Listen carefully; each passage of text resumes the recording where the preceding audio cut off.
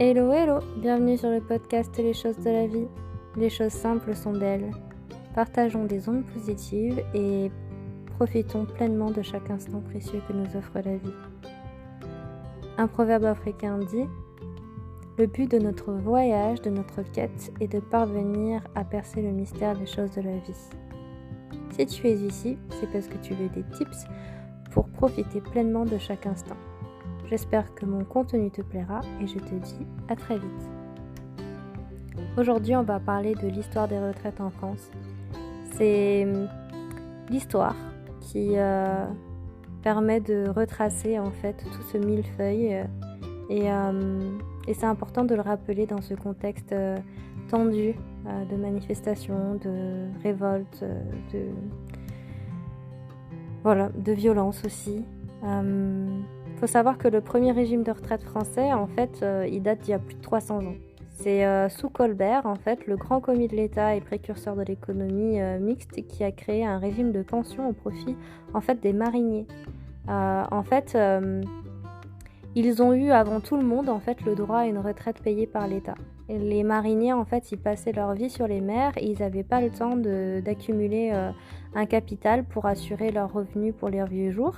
Et puisque leur tâche était vraiment rude, il y avait la nécessité d'avoir des hommes qui étaient en pleine possession de leurs moyens et qui justifiaient de l'instauration par les pouvoirs publics d'un régime de pension. En fait, malgré la création de ce premier régime, en fait, il va falloir attendre plus de 300 ans pour généraliser l'assurance vieillesse dans le pays. Il y a 300 ans qui ont été faites de doutes, d'hésitations, de controverses. Et ça n'a pas suffi pour créer un système qui soit à la fois homogène et qui permette d'affronter sans risque le défi du vieillissement démographique. En fait, la couverture du risque vieillesse a été en France l'objet de nombreuses polémiques et de nombreux débats passionnés qui ont généré beaucoup de discussions houleuses. Et en fait, ça a permis aujourd'hui l'instauration d'une retraite par capitalisation de manière collective et solidaire. Et au fil des siècles, en fait, ces questions-là, elles ont subsisté, elles ont persisté et elles continuent encore d'animer les débats. Et en fait, finalement, c'est compliqué parce que c'est toujours les mêmes solutions et les mêmes questions qui reviennent. C'est par exemple qui doit instituer et gérer les régimes de retraite, est-ce qu'ils doivent être facultatifs ou obligatoires et comment ils seront financés. Donc globalement en fait les pouvoirs publics en fait ils ont dû s'y reprendre à plusieurs fois pour mettre en place la couverture en fait d'une manière correcte. Et donc, il y a eu de nombreux textes législatifs et des initiatives publiques et privées qui ont profondément marqué le système en fait, de retraite et en témoigne sa complexité et sa difficile compréhension. Donc, les mariniers, ils ont été donc, les premiers, ça a été les précurseurs. Et dès le XVIIe siècle, en fait, le problème de la retraite s'est posé en fait, petit à petit jusqu'au XIXe siècle, notamment avec l'essor de l'industrie, l'urbanisation, l'allongement de l'espérance de vie et en fait tout simplement les gens ils vivent de plus en plus longtemps et donc ça pose problème. Donc dans le milieu rural, il faut savoir que en fait avant la prise en charge en fait de la vieillesse, elle était assurée dans le cadre de la famille, dans ce qu'on appelle la communauté villageoise, puisque les personnes âgées ne pouvaient pas travailler dans les champs quand ils étaient séniles et c'était pas interdit, mais ils faisaient des petits travaux qui n'exigeaient pas trop d'efforts physiques et ils étaient finalement au domicile familial, c'était intergénérationnel en fait, il y avait les enfants, les parents, les grands-parents et donc on s'occupait des seniors à domicile jusqu'à ce qu'ils meurent finalement parce qu'il n'y avait pas vraiment moyen, ça n'existait pas la retraite tout simplement. Et donc on travaillait jusqu'à l'extrême limite en fait des capacités physiques et on mourait parfois sur place tout simplement ou de maladies et pas forcément que de vieillesse. Et donc la personne âgée, elle était respectée, elle était tolérée dans le cercle familial. C'était on va dire la personne qui détenait ce qu'on appelle le capital, le patrimoine en fait financier de la famille, mais aussi le patrimoine en fait immobilier, donc les terres, les outils, tout le matériel en fait. Et quand il y a eu l'essor de l'industrie, en fait, il y a eu de plus en plus de personnes qui sont allées en ville, donc il y a eu l'exode rural. Et donc il a fallu développer en fait le salariat.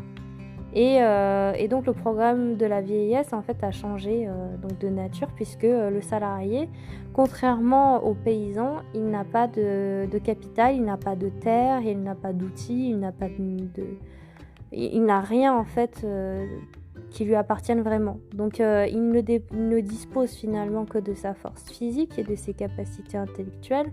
Et donc au siècle dernier, en fait, toute personne salariée travaillait jusqu'à l'épuisement, jusqu'au moment où en fait la productivité diminuait, déclinait.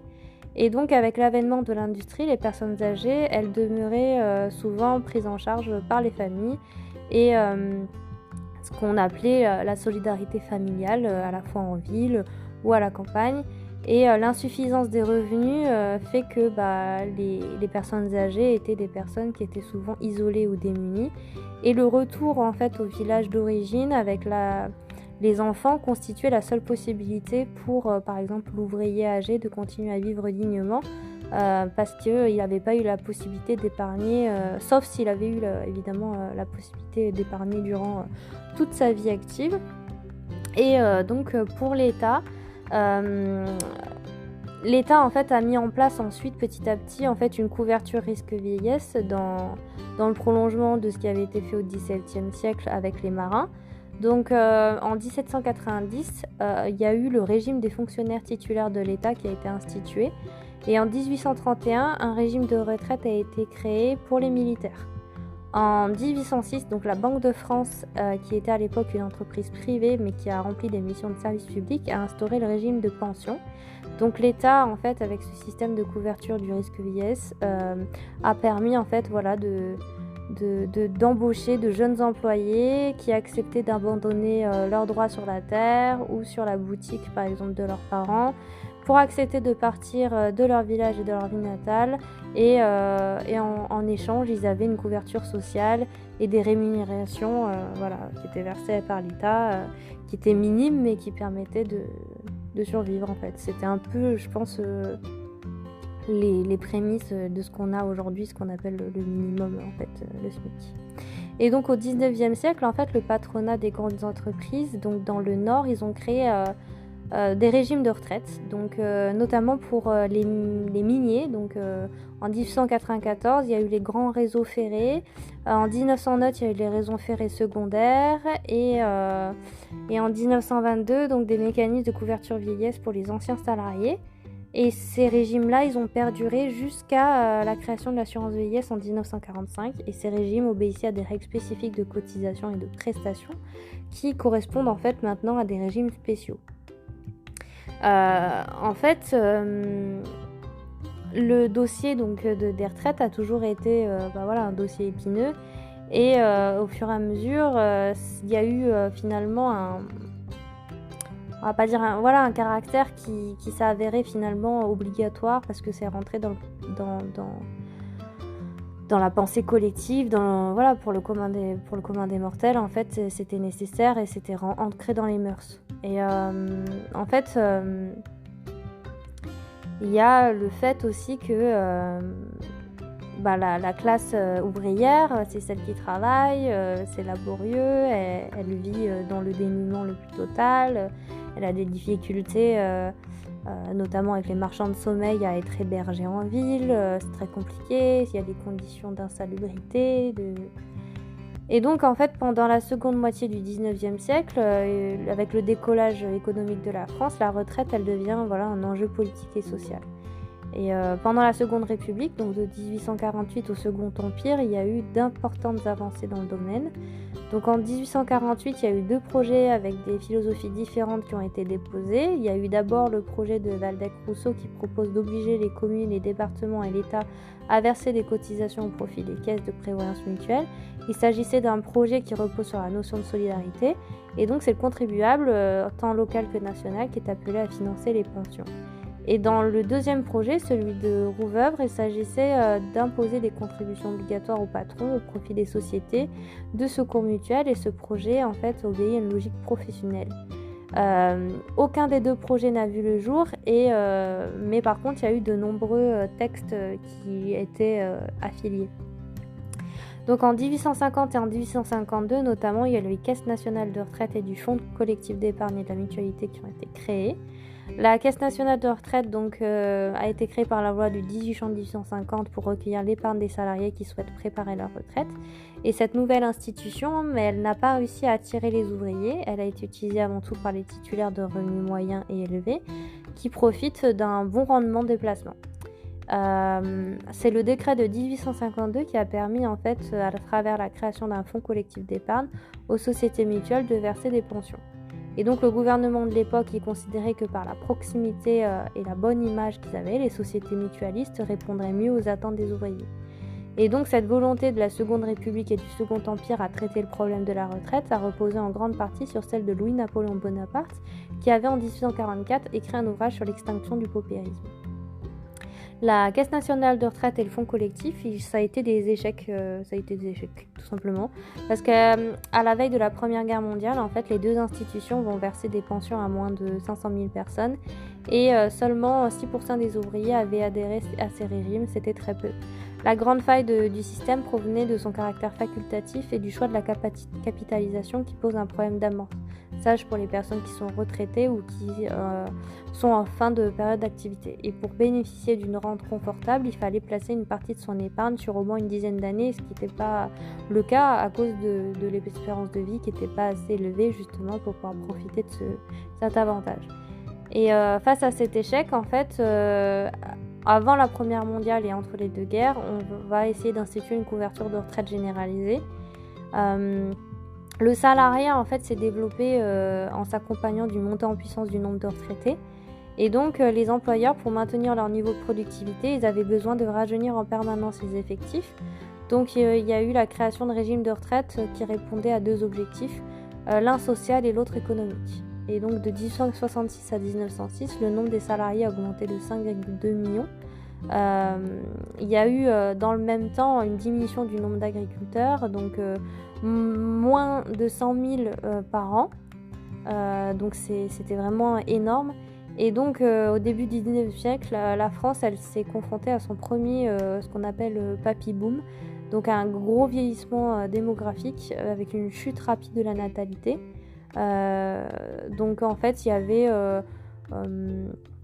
12,8% en fait de personnes qui avaient plus de 60 ans en 1901. C'était énorme, contrairement à 10,9% en 1861.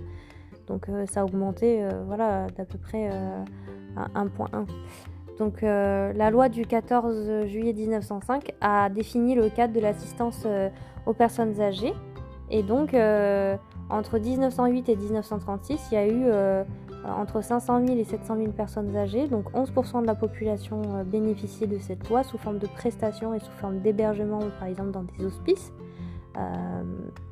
Il y avait le fait que la loi elle obligeait les hospices à accueillir gratuitement les personnes âgées en difficulté. Et en 1905, en fait, ils ont instauré un minimum vieillesse en faveur des personnes âgées. En 1910, le 5 avril, il y a eu une loi sur les retraites ouvrières et paysannes avec la généralisation de la prévoyance collective. Enfin, c'était une tentative. Et donc, le succès n'était toujours pas au rendez-vous. Et ça a été en grande partie inappliqué, en fait, parce que c'était pas une loi qui était à caractère obligatoire. Ensuite, la Première Guerre mondiale a eu un impact non négligeable au niveau de l'assurance sociale. Puisqu'à la fin de la guerre, par sa durée et son horreur, en fait, il y a eu un mélange des classes sociales et un besoin en fait de protection légitime en fait qui a vu le jour. Donc il y a eu des millions de morts et des millions de blessés, souvent handicapés à vie, qui a rendu nécessaire la mise en place de nouveaux systèmes d'assurance. Et donc face à l'augmentation du nombre de femmes veuves seules et au nombre de personnes mutilées à cause de la guerre. Il y a eu un devoir de solidarité qui s'est imposé et donc l'État-providence moderne a, malgré lui, finalement décidé de privilégier la solidarité et donc le collectif. Donc en fait, avant-guerre, les syndicats, ils refusaient toute forme d'assistance patronale, mais petit à petit, ça s'est estompé, cette hostilité, et donc la guerre, elle a permis de comparer, de comparer la situation du pays avec ce qui était mis en place à l'étranger. Et donc, ils ont constaté que la France, elle avait pris un retard assez important. Et en fait, faut savoir aussi que l'Alsace-Lorraine, qui était à la base allemande, elle conserve encore aujourd'hui le système de retraite allemand et qui prouve que la communauté française, avec toutes ces tergiversations du 19e siècle, n'avait pas permis d'offrir la couverture sociale qu'elle méritait. Donc en 1889, l'Allemagne, elle bénéficie d'un régime de retraite qui couvre une grande partie de la population. Et la Belgique, elle avait mis en place un système de retraite aussi entre 1911 et 1925. L'Italie et le Royaume-Uni avaient fait de même. Et donc en France, malheureusement, la solidarité née des horreurs des tranchées n'a pas débouché sur quelque chose de concret. Les leçons en fait de la guerre ont vite été oubliées. Et donc, il y a eu ce souhait d'effacer des mémoires, la guerre tout simplement, et de retrouver en fait, la vie d'avant. Et donc, la France, elle n'a pas profité de la croissance des années 1920 pour moderniser ses structures sociales. Et malgré les revendications sociales qui ne cessaient d'augmenter avec le développement du taylorisme, avec le processus aussi de concentration dans l'industrie, et puis la longueur des débats parlementaires et l'instabilité gouvernementale a empêché toute avancée significative sur les dossiers de retraite. Aucun gouvernement de droite, même pas le Front populaire, n'a réussi à régler ce dossier. Et aujourd'hui, en fait, même si on légifère dans l'urgence en réaction à des faits d'actualité, en fait, c'est compliqué puisque le problème, c'est que ce genre de volonté de réforme, fait face à un mur, à un statu quo, puisque personne ne veut rien toucher à rien. Tout le monde dit la retraite, la loi, faut la retirer, mais il n'y a pas de solution en face. Donc, il y a néanmoins quelques petits pas qui ont pu être réalisés, notamment dans les années 30. Et donc le premier régime de retraite des salariés non cadres date de cette période-là, donc les lois de 1928 et 1930 sur les assurances sociales, des lois qui concernaient les salariés agricoles, ceux de l'industrie et du commerce, et ça tendait à instituer un régime obligatoire mixte qui reposait à la fois sur la capitalisation et sur la répartition. Et donc la grande partie des cotisations était versée à des caisses de retraite, sur le principe de la capitalisation. Et une petite part des cotisations était affectée à un fonds de garantie qui fournissait en fait qui utilisait la technique de la répartition. Et donc c'était ensuite reversé sous forme de pension aux personnes à faible revenu par exemple, et le montant des cotisations étaient plutôt faibles, et le montant des prestations offertes aux retraités ne permettait pas de maintenir un niveau de vie convenable, et c'est le cas aujourd'hui en fait, on répète l'histoire tout simplement. Et dans les esprits, la notion de la retraite n'était pas encore appréhendée sous l'angle de la survie, mais plutôt sur l'angle de la période de vie. Et c'est pour ça qu'aujourd'hui on a ce problème là, c'est que quand on dit il faut faire 2 ans de plus, on passe de 62 à 64, en fait il y a un blocage au niveau de l'âge, parce qu'on s'attaque à la période de vie. C'est parce qu'on vit plus que du coup on décale l'âge de départ à la retraite. Le truc, c'est qu'en fait en 1930, en fait les personnes de plus de 60 ans n'avaient pas cotisé et se trouvaient finalement réduites à la pauvreté, sans aucune ressource, une fois que leurs conditions physiques étaient vraiment limitées. Et donc le système de retraite à la veille de la Seconde Guerre mondiale, c'était plutôt embryonnaire et très injuste. La population a bénéficié de la couverture par les régimes spéciaux et une partie avait adhéré à des dispositifs mis en œuvre par l'État en adhérant par exemple à une mutuelle ou par exemple en se constituant sa propre épargne de retraite et donc chacun se débrouillait comme il pouvait. Et donc le krach de 1929 et l'inflation, ils ont augmenté le nombre de personnes sans revenus au moment de la cessation d'activité. L'incapacité des pouvoirs publics à instaurer un système général de retraite et plus généralement un système global d'État-providence a permis aux mutuelles de se développer dans le domaine de la protection sociale. C'est ainsi qu'en 1939, plus de 10 millions de Français étaient adhérents à une mutuelle contre seulement 2 millions en 1898. À la veille de la Seconde Guerre mondiale, en fait, le pays était vraiment en proie à un vieillissement important et l'ensemble de la population était couverte par un système de retraite. N'était pas couverte en fait par ce système de retraite. Et donc les pouvoirs publics, ils hésitaient beaucoup à la fin du 19e siècle. Ils avaient des réticences autant patronales que syndicales. Ça a été compliqué. Et c'est le fait aussi qu'il ne fallait pas assimiler la technique de la capitalisation avec l'incapacité de la France à pouvoir se réformer. Et c'est encore le cas aujourd'hui, le fait que les Français sont contre toute réforme en fait, tout changement. Ils sont réfractaires parce qu'en fait il n'y a pas de dialogue en fait qui est instauré. Et donc la Seconde Guerre, elle a joué comme pour la première, de manière efficace, donc le rôle de catalyseur pour l'instauration d'une couverture sociale des salariés.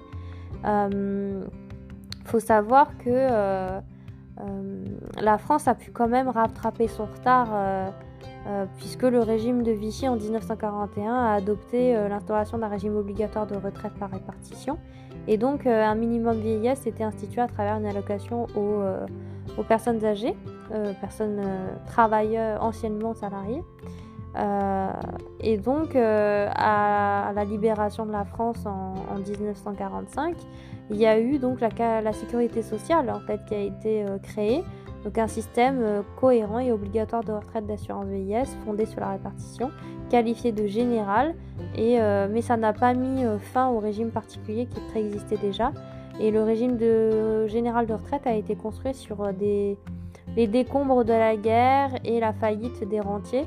En fait, finalement, c'est le symbole de la cogestion à la française avec des représentants des salariés et du patronat qui dirigent les caisses de retraite. Finalement, le système de sécurité sociale qui a été mis en œuvre à la Libération, en fait, il s'inspire des modèles anglais et allemands et le caractère centralisé qui se caractérise par la création d'une caisse nationale, donc c'est la Caisse nationale d'assurance vieillesse, la Caisse nationale d'assurance maladie et la Caisse nationale des allocations familiales qui se rapproche du modèle très centralisé anglais, puisque en donnant aux partenaires sociaux le pouvoir de direction et de gestion de différentes caisses de sécurité sociale, tant au niveau local qu'au niveau national, eh bien, le législateur s'est inspiré du modèle allemand et de son système de cogestion. La sécurité sociale, en fait, elle repose sur l'assurance professionnelle. C'est des cotisations qui sont exclusivement sur les salaires et ce qui finance les prestations.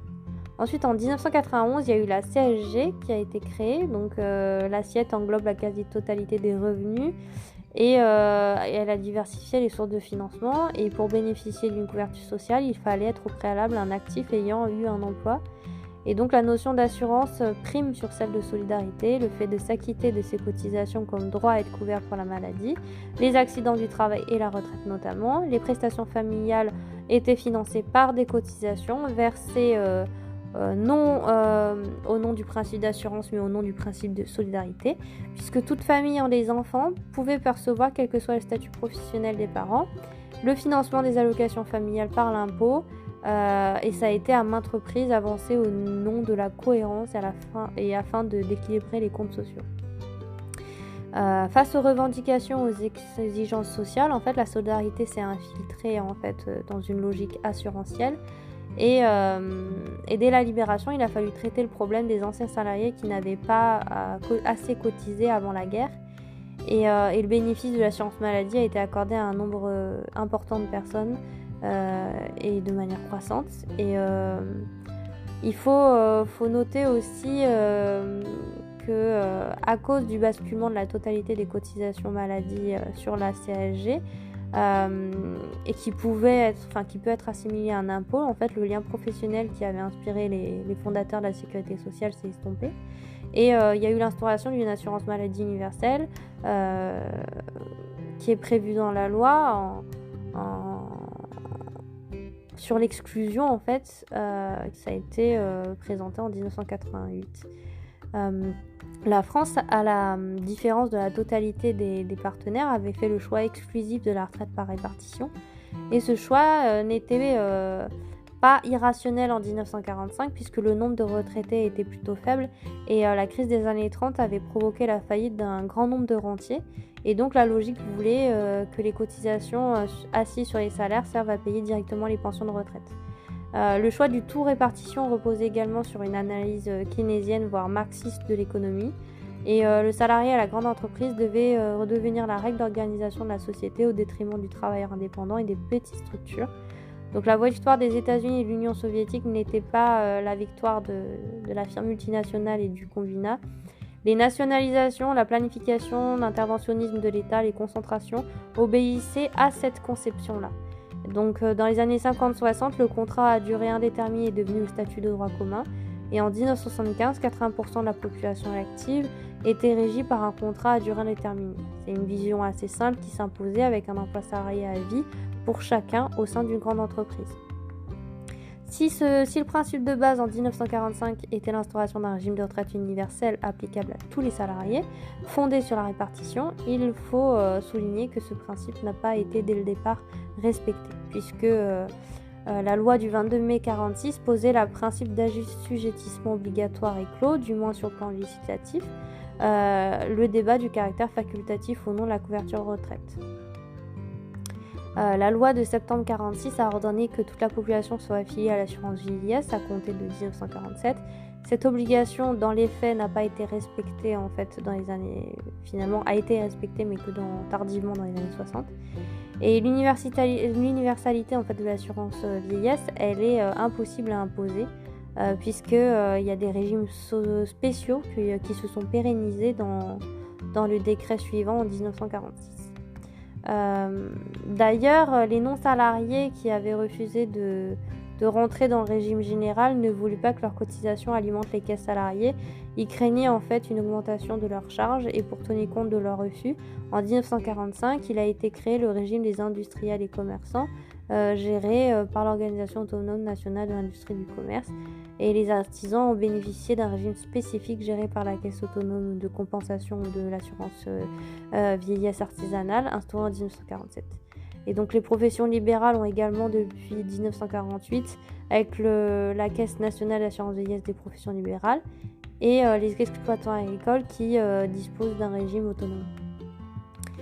Dès le départ, il y a eu la faiblesse des pensions versées par le régime général de l'assurance vieillesse qui a été pointée du doigt et qui a facilité le développement des régimes complémentaires.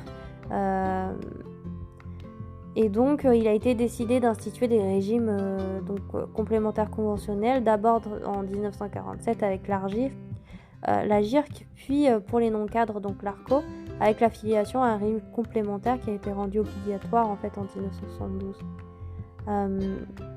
Tout un tas de lois ont succédé, c'est assez dense dans ce qui a été mis en place au fur et à mesure.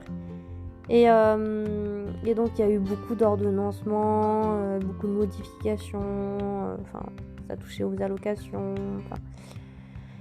Et donc l'amélioration de la situation des retraités, elle s'est traduite finalement petit à petit par la diminution en fait du nombre de personnes qui ont bénéficié du minimum vieillesse. C'est passé de 2,5 à 1 million de 1956 à 1995. Et donc cette diminution sensible, elle s'est expliquée par l'arrivée à l'âge de la retraite de personnes qui avaient cotisé durant la totalité de leur activité professionnelle à des régimes de retraite et qui bénéficiaient de retraite à taux plein. Voilà, donc après les années 80, il y a la volonté réformatrice qui s'est estompée une nouvelle fois, malgré les processus de dénatalité qui s'est amorcé en 65 et malgré la crise qui s'est installée en profondeur dans la société. Il n'y a eu aucune réforme de retraite qui n'a été engagée Et c'est pour ça que depuis Mitterrand, en fait, Mitterrand qui avait quand même abaissé la retraite à 60 ans, ça n'a pas été une bonne décision finalement, parce que le régime général en fait a été confronté à un déficit finalement, et donc les gouvernements et les partenaires sociaux ils parient sur l'augmentation des dépenses publiques pour relancer l'économie. Ils ont essayé de lutter contre le chômage, c'est devenu la priorité. Mais voilà, il y a la pré-retraite à 55 ans et à 50 ans qui avait été utilisée dans les années 70 pour traiter la crise de la sidérurgie.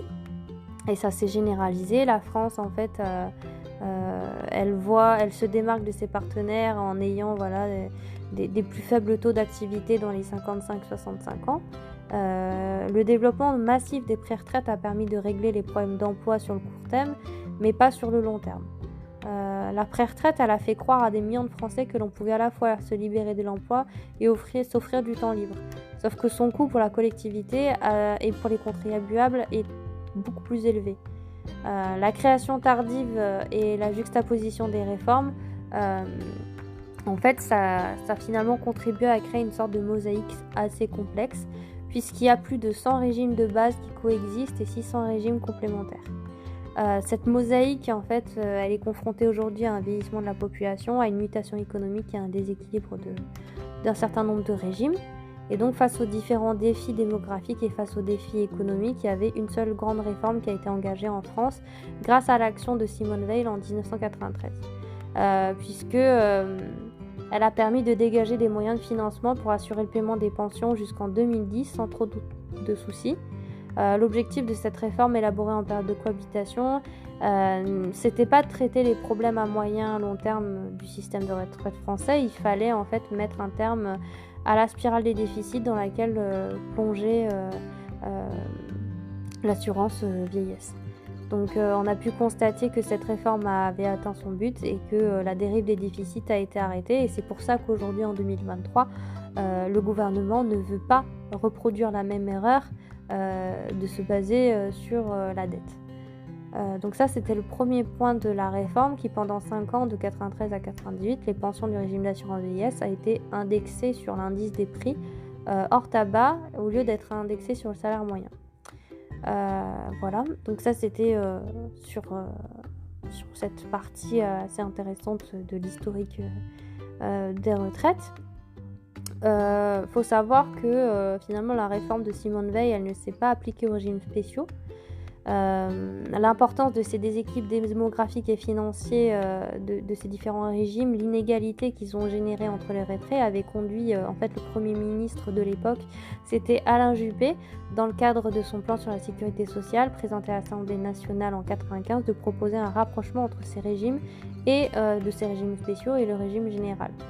Il y a eu des mouvements sociaux en fait en 1995 et donc l'objectif a été abandonné.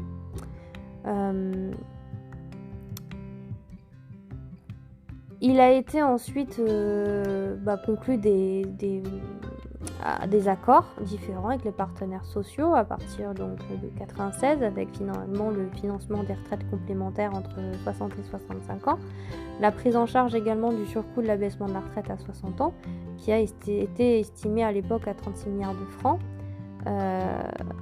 Et donc, grâce finalement à l'ASF, les retraites complémentaires à taux plein ont pu être versées depuis 1983. Et l'État a décidé de réduire à 700 millions de francs sa contribution au mois de décembre, mais l'ASF a continué à financer les retraites complémentaires comme avant, mais par contre en étalant la dette qui s'élevait à 10 milliards de francs à l'époque. Donc finalement, ce qu'il faut retenir de l'histoire, c'est que les réformes liées à la retraite, ça a toujours été très mouvementé en France.